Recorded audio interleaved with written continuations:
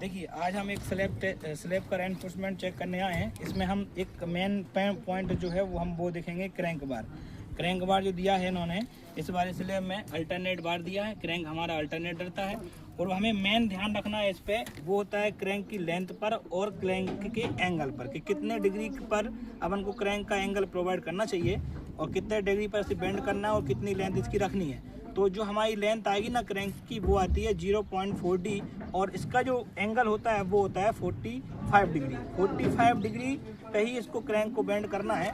ये crank bend करने के बाद हम देखते हैं बीम, और बीम का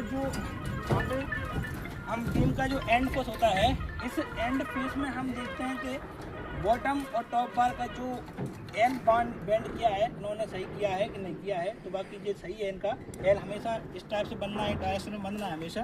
तो ये हमें इस डायरेक्शन में बनना है।